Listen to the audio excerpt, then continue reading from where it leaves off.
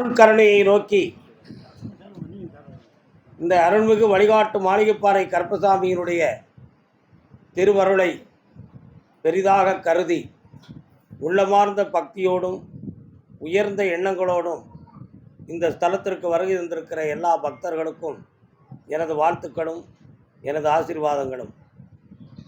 உலகமெங்கும் கருப்பசாமியுடைய திருவருளை பார்த்து தன் உள்ளத்துக்குள்ளே தியானம் செய்து கொண்டிருக்கின்ற எல்லா பக்தர்களுடைய எண்ணங்களும் நிறைவேறி இந்த பூவுலக வாழ்வை புன்னகையுடன் அனுபவித்து நிறைவேற வேண்டும் என்று சொல்லி உங்களுக்காக நான் பிரார்த்தனை செய்து கொள்கிறேன்.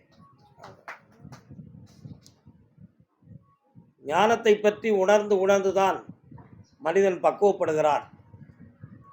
அவதார புருஷர்களும் அப்படித்தான், மனிதனும் அப்படித்தான். இந்த அருள்வாக்கு என்பது ஆங்காரத்தோடு சாமி ஆடிக்கொண்டு ஒரு பாட்டில் போதையை குடித்துவிட்டு என்ன சொல்லுகிறோம் என்பதை தன்னை மறந்து சொல்லுகிற வாக்கு அல்ல என்பதை நீங்கள் புரிந்து கொள்ள வேண்டும். ஆங்காரத்துடன் ஆடிக்கொண்டு ஒரு மதுப்பாட்டிலை உடைச்சி ஊற்றி குடித்துவிட்டு போதையிலே தன்னை மறந்து சொல்லுகிற வாக்கு இந்த புளியரை கோவிலில் கிடையாது. இங்கே தவமிருந்த ஞானமும் 7 சக்கர ஆயுதங்களை ஆயுதங்களாக கொண்டு இந்த பிரபஞ்ச ஆற்றலை தனக்குள்ளே கொண்டு வந்து இறை சக்தியாம் கருப்பசாமியினுடைய பெருங்கருணையை வைத்து மக்களுடைய துயர்களையே பெற்ற அருள் வாக்குத்தான் இந்த வாக்கு சக்தி. அது மட்டுமன்றி இதற்கெல்லாம் எடுத்துக்காட்டாக நமது அவதார புருஷர்கள் இந்த பூவுலகில் வாழ்ந்ததை புராணங்களாக நாம் படித்திருக்கிறோம். ராமாயணத்தில் ஆஞ்சநேயருடைய தியானமும் தவமும் மிகவும் வலிமையானது. ஏனென்றால் ஸ்ரீராமர் அவதரிப்பதற்கு முன்பே ஆஞ்சநேயர் பிறந்து விட்டார் என்பதுதான் அனுமானுடைய புராணம். அவருடைய வரலாறு அப்படித்தான்.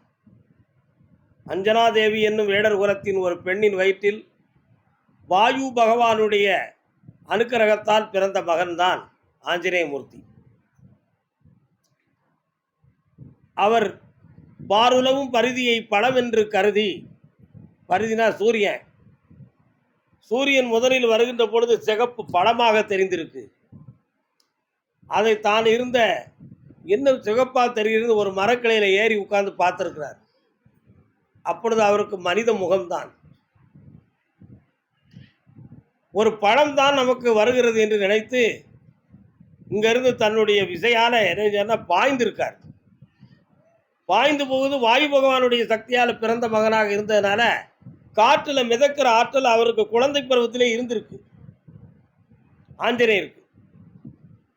அந்த சூரியனை தொடப்போகக்கூடிய நேரத்தில் இந்திரன் பார்த்து இந்த மகன் அங்கே சென்றான் என்றால் அக்னியால் பாதிக்கப்பட்டு விடுவான் என்று தன்னுடைய வஜ்ராயுதத்தால் ஆஞ்சநேயரை எரிஞ்சி கீழே தள்ளி பிழைக்க வைக்க வேண்டும் என்று சொல்லி எரிந்து விட்டார்.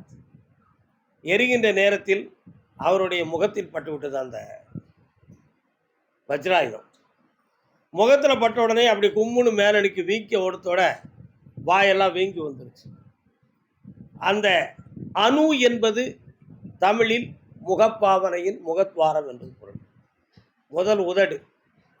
அந்த வீக்கம் இருந்த காரணத்தில் அவருக்கு ஒரு அனுமான் அப்படின்னு பேர் வந்துச்சு. அந்த விழுந்த வேகத்தில் எங்கே போய் விடணும், அது தள்ளிய வேகத்தில் விழுகிற இடம் அவருக்கு தெரியலை. சனகாதி முனிவர்கள் ஒரு நதியின் ஓரத்தில் காட்டிடையே அக்னி வளர்த்து தவமிருந்து கொண்டிருந்தார்கள். அந்த யாக தீயில போய் விழுந்துட்டார் ஆஞ்சநேயர். சனகாதி முனிவர்கள் தன்னுடைய அக்னி யாகத்துக்கு இடையூறாக வந்து விழுந்து விட்டானே, யார் என்று தெரியவில்லை என்று நினைத்து எங்களுடைய தவம் தன்னை மறந்து செய்து கொண்டிருக்கிற தவத்தில் அக்னியிலே விழுந்து அதனை தடுதல் செய்ததனால் உன் பலம் அறியாமல் போவா என்று ஒரு சாபத்தை விட்டார்கள் சனகாதி முனிவர்கள். அந்த சாபத்தில் ஆஞ்சநேயருக்கு தன் பலம் தெரியாது. அப்படி ஒரு நிலைமை இருந்தது. உடனே தாய் அஞ்சனாதேவி வந்து சுவாமி இதுக்கு சாப நிவர்த்தி என்னன்னு கேட்டார். அதற்கு சொன்னார், ஸ்ரீமன் நாராயணமூர்த்தி தசரத சக்கரவர்த்தி மகனாக ஸ்ரீராமனாக அவதாரம் செய்வார். அவருடைய திருநாமத்தையும் அவன் திருவடிகளையும் இவன் பேணி காத்து வருகிற பொழுது உலகத்திலே விசித்திரமான ஆற்றலை இவன் பெறுவான் என்று ஒரு வாக்கை கொடுத்தார். அந்த வாக்கை தாய் மனதில் கொண்டாள். ஸ்ரீராமர் இன்னும் அவதாரமே செய்யவில்லை. அவதாரம் வருவரை நம்முடைய மகன் எதற்காக பலமிழந்திருக்க வேண்டும்? உடனே பார்த்தா, அஞ்சனையா, இன்றையிலிருந்து ஸ்ரீ ராம் ராம் ராம் என்கிற திருநாமத்தை நீ சொல்லிக்கொண்டே இரு. உலகத்திலே விசித்திரமான பலம் உனக்கு கிடைக்கட்டும்னு சொல்லி ஒரு வாக்கை கொடுத்தாள். உடனே ஸ்ரீராமர் குழந்தை பருவத்திலிருந்தே ஸ்ரீராமருடைய திருநாமத்தை அனுமான் சொல்லி சொல்லி தன்னுடைய ஆத்மாவிலும் உணர்விலும் உடலிலும் விசித்திரமான ஒரு பெரும் சக்தியை, முக்தியை அடைந்து கொண்டார். அதனால்தான் ஸ்ரீராமர் அவதாரம் செய்ததுக்கு முன்னாலேயே ஆஞ்சநேயர் அனுமானம் செய்து விட்டார், அவதாரம் செய்து விட்டார் என்பது வரலாறு. ஒரு முறை சீதையை தேடி ஸ்ரீராமர் வனத்துக்கு சென்றிருக்கும் பொழுது ஆஞ்சநேயருடைய தியானத்தில் யாரோ 2 பேர்கள் நம்மை பார்க்க வருகிறார்கள் என்பது அவருடைய ஞானத்தில் தெரிந்தது. காலையில் சூரிய உதயத்தின் போது எழுந்து யார் வருகிறார் என்பது பார்ப்போமே என்று நினைத்து ஏற்று நின்றார். பார்த்து 2 பேர்கள் வில் அம்போடு வந்து கொண்டிருந்தார்கள். உடனே பார்த்தார், அம்பு வில்லோடு வரக்கூடியவன் வீரனாக இருக்க வேண்டும், அப்படி இல்லையே எதிரியாக இருக்க வேண்டும். இவர்களை பார்த்தால் அழகு நிறைந்த முகமும் அருள் நிறைந்த கண்ணும் ஏதோ ஒரு என்றை இழந்து சோகம் நிறைந்த தளர்ந்த நடைகோடு 2 பேர் வருகிறார்களே, நிச்சயமாக இவர்கள் எதிரியாக இருக்க மாட்டார்கள், யாரோ இருவரும் ஒரு அவதார புருஷர்களாகவே தெரிகின்றார்கள் என்று நினைத்து தன்னுடைய உருவத்தை மாற்றிக்கொண்டு 2 பேரையும் அணுகினார். யார? ராமர் லட்சுமணன். பாத நமஸ்காரம் செய்தார். ஐயனே, தாங்கள் இங்கு யாரை தேடி வந்திருக்கிறீர்கள் என்று கேட்டார். மதகவனத்தில் சுக்ரீவன் என்னும் ஒரு நண்பன் இருக்கிறாராம், அவனோடு ஆஞ்சநேயனும் இருக்கிறாராம். சும்மா அவர்களை பார்க்க வேண்டும் என்று நினைத்து வந்தோம். நீதானே அப்பா ஆஞ்சநேயன் என்பவன் அப்படின்னு கேட்டார் ஸ்ரீராமன். எப்படி என்னை தெரிந்ததுன்னு கேட்டார். நேற்று இரவே எனது திருஞானத்தில் முதல் முறையாக மாற்று உருவில் நீ ஆஞ்சநேயனை பார்ப்பாய் என்று எனக்கு ஞானத்திலே தெரிந்ததப்பா, அதே ஞானம் உனக்கும் தெரிந்திருக்க வேண்டுமே என்று ஸ்ரீராமர் கேட்டார். அப்படி தெரிந்துதான் ஐயனே உங்களை நான் எதிர்பார்த்து நின்றேன் என்று சொன்னார். குரங்கை போல முகம் இருக்கிறதால அவனை குரங்குன்னு நினைச்சிடாதீங்க யாரும். அவருக்கு ஞானம் இருந்ததுங்கிறத உணர்த்துவதற்காகத்தான் இந்த விஷயத்தை நான் சொல்றேன். அப்படி 2 பேரும் சந்தித்து விட்டார்கள். பின்பு சீதையை தேடுகின்ற படலத்தில் இறங்கினார்கள். சேனைகளை எல்லாம் ஒவ்வொரு பகுதியாக ஸ்ரீராமர் அனுப்பினார். உடனே ஆஞ்சநேயனை எங்கே அனுப்பலாம் என்று நினைத்தார். ஆஞ்சநேயன் மட்டும் அப்படியே கொஞ்ச நேரம் தியானத்தில் உட்கார்ந்தார். சீதாதேவியின் இருக்க இடத்துக்கு என் மனதை இழுத்துச் செல்வாயாகன்னு கேட்டார். கடல் கடந்து இலங்கை மாநகரை காட்டியது ஞானத்தில் ஆஞ்சநேயனுக்கு. உடனே பார்த்தார், பெருமானே, என் தாயார் இலங்கையில் இருப்பதாக எனக்கு தெரிகிறது, நான் இலங்கை சென்று பார்த்து வருகிறேன், மீட்டியும் வருகிறேன்னு சொன்னார். ஆஞ்சநேயா, நீ எப்படி செல்வாயினார்? வாயு பகவானுடைய புத்திரன் நான். உமது ஸ்ரீராம நாமத்தை சொல்லி விசித்திரமான பேராற்றலை அடைந்தவன். ஆகையினால் விஸ்வரூபத்தை எடுத்து ஆகாயத்தில் பறந்து செல்கின்ற மார்க்கத்திலே நான் இலங்கையை அடைகிறேன் என்று சொன்னார். ஸ்ரீராமருடைய திருநாமத்தை சொல்லி ஆஞ்சநேயன் இலங்கை மாநகரத்தை அடைந்து சீதாதேவியை பார்த்து சில வரங்களை பெற்றார்.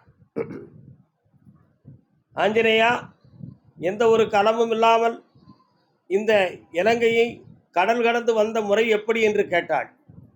தாயே, நீங்கள் பயப்படக்கூடாது, எப்படி வந்தேன் என்பதை காட்டுகிறேன் என்று சொல்லி விஸ்வரூபத்தை எடுத்து காட்டினார். விஸ்வம் என்றால் ஆகாயம். ஆகாயத்தை தொடக்கூடிய அளவுக்கு உயர்ந்த தோற்றமாக தன் மேனியை காட்டினார். அதற்கு பேர் விஸ்வரூபம். அதை பார்த்தவுடனே தாய் இப்படி எட்டி பார்த்தாள். ஆஞ்சநேயா, நீ தனிய வேண்டும்னா. அவருக்கு ஆங்காரம் தனியவில்லை. அங்கே இருக்கும் பொழுது வெற்றிலை போடுகிற ஒரு பழக்கம் திருச்சடைக்கும் சீதாதேவிக்கும் ஏற்பட்டது. அந்த வெற்றிலை எடுத்து அவனுடைய பாதத்தில் வைத்து விட்டாள் சீதை. தாயார் அல்லவா நம் பாதத்தை தொடுகிறாள் என்று சொல்லி உள்ளம் குறுகி தன் உடலை குறுகி காட்டி விட்டான். விஸ்வரூபம் தணிந்து விட்டது. அந்த வெற்றிலையை வைத்ததுனால இன்று வரை ஆஞ்சநேய மூர்த்திக்கு நம்ம என்ன மாலை போடுறோம்? வெத்தலை மாலை போடுறோம். அதுக்குரிய விளக்கம் இதுதான். வெற்றிலையால் மாலை போட்டால் தன்னுடைய தாயின் நினைவு வந்துடும். அவருடைய உள்ளம் நம் பக்கம் திரும்பிடும். அந்த கருணையை பெறுவதற்காக இந்த வழிபாட்டை நம் மார்க்கத்தில் வைத்தார்கள். உடனே சீதாதேவியை பார்த்து கணையாளியை கொடுத்து விட்டு ஸ்ரீராமனை வந்து சந்திக்கிறார். அதற்கு பிறகு ராவண யுத்தங்களெல்லாம் முடிந்து பட்டாபிஷேகம் நடந்து சீதாராமனாக காட்சியளிக்கிற பொழுது எல்லா வரங்களையும் ஒவ்வொருத்தருக்கும் வரத்தை கொடுத்து இருக்கும் பொழுது தாய் மட்டும் சிரஞ்சீவியாக இருப்பாயாகன்னு சொல்லி இலங்கை வைத்தே வரம் கொடுத்தாள் ஆஞ்சநேயருக்கு. ஆகினால் அழியாமுக்தியாக இன்று வரை ஸ்ரீ ஆஞ்சநேயமூர்த்தி இந்த உலகமெல்லாம் வாழ்ந்து கொண்டு இருக்கிறார். ஸ்ரீராமர் சீதாராமனாக காட்சியளிக்கும் பொழுது பிள்ளைக்கு ஏதேனும் ஒரு பரிசு கொடுக்க வேண்டுமே என்று நினைத்து தான் போட்டிருந்த ஒரு முத்து மாலையை கலத்தி, மகனே இதை வைத்துக்கொள்னு சொன்னான். அந்த மாலையை வாங்கினார். ஒவ்வொரு மணிகளாக பிச்சு பிச்சு பார்த்தார். கடிச்சு கடிச்சு துப்பினார். ஆஞ்சநேயா, நான் கொடுத்த மாலையை இப்படி நீ அவலட்சணம் ஆக்கலாமா? இப்படி அவதூறாய் செய்யலாமா? அதற்கு மரியாதையின்றி நீ பயன்படுத்தலாமா அப்படின்னு தாய் கேட்டார். ஆஞ்சநேயர் சொன்னார், எந்த பொருளை பார்த்தாலும் என் ஐயன் ஸ்ரீராமனை அந்த பொருள் எனக்கு காட்ட வேண்டும். ஒரு கல்லை பார்த்தாலும் அதுக்குள்ள ஸ்ரீராமனுடைய முகம் தெரியணும். சின்ன பிள்ளையிலேருந்து நான் பார்த்தது. அப்படி அந்த பொருளில் இருந்தால் அந்த பொருளை நான் என்னுடைமையாய் ஆக்கிக் கொள்வேன். அம்மா, நீ கொடுத்த மாலையின் ஒவ்வொரு மணிகளையும் பார்த்தேன். என் ஐயனுடைய திருமுகம் அதில் தெரியவில்லை. அவர் முகம் இல்லாத ஒரு பொருளை நான் எப்படி அனுபவித்துக் கொள்ள வேண்டும் தாயே என்று சொன்னார். இந்த வார்த்தையை சொன்ன உடனே சீதாதேவி அகம் மகிழ்ந்தாள். ஆஞ்சநேயா, உன் உள்ளத்தை சோதிப்பதற்காகத்தான் நான் இப்பொழுது இந்த மாலையை உனக்கு கொடுத்தேன். நான் எங்கே இருக்கிறேன் என்று உனக்கு தெரியுமா? நானும் உன் ஐயனும் என்று கேட்டாள். தெரியவில்லையே, சற்று கண்களை மூடி பார்ன்னு கேட்டாள். உடனே ஆஞ்சநேயர் தன் கண்களை மூடி உள்நோக்கி பார்த்தார். தனக்குள்ளே அந்த தனக்குள்ளே பார்க்கின்ற ஒரு செயலை நெஞ்சை கிழித்து பார்த்ததாக, அதாவது உள்மனதை கிழித்து பார்த்தான்.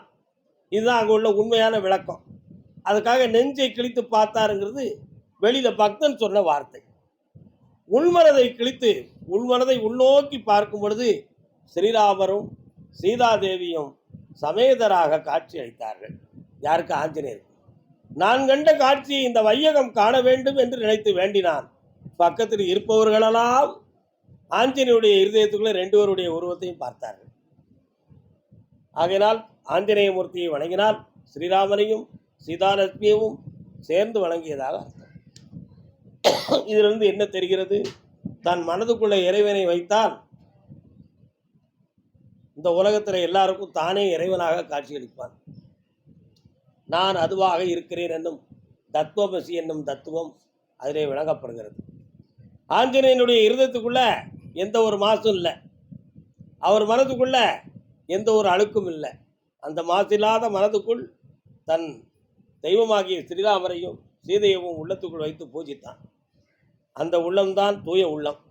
அந்த தூய உள்ளம் உடையவனை தூயவன் என்று சொல்வோம், மாயவன் என்றும் சொல்வோம். ஆகையினால் நம்ம ஐயா கருப்பசாமிக்கு பேர் அழகுமலை மாயா அவதாரன். ஏன்னா ஸ்ரீராமருடைய பிள்ளை, எல்லா நிலைகளும் பெற்றவர். அவருடைய அருளை, அவருடைய நினைவை உங்கள் எல்லார் இதயத்துக்குள்ளும் நம்ம கருப்பசாமியுடைய உருவம் இருக்குது. கண்ணை மூணுனா இங்கே உள்ள சாமி உங்களுக்கு தெரியும். நீங்கள் லேசாக கண்களை மூடி பார்த்தாலே புடியன்னு சொன்னாலே உங்கள் மனதுக்குள்ளே கருப்பசாமி தெரிவார், நான் தெரிவேன். உடனே எல்லா காட்சியும் தெரியும். அதுதான் உங்கள் உள்ளத்துக்குள்ளே இருக்கக்கூடிய கோயில். அந்த கோயிலுக்கு பெயர் தான் மாசிலாத மனமே ஈசனின் கோயில் என்று சொல்லுது. உங்கள் உள்ளத்துக்குள்ள கருப்பசாமியை நானும் வாழ்ந்துக்கிட்டு இருக்கோம். நீங்கள் எங்களோட வாழ்ந்துக்கிட்டு இருக்கீங்க. உங்கள் அனைவருக்கும் அருளை பொழிந்து புனிதமாக வாழ்வோம் என்று சொல்லி அருள் வாக்கை தொடங்குவோம். வாழ்வோம்.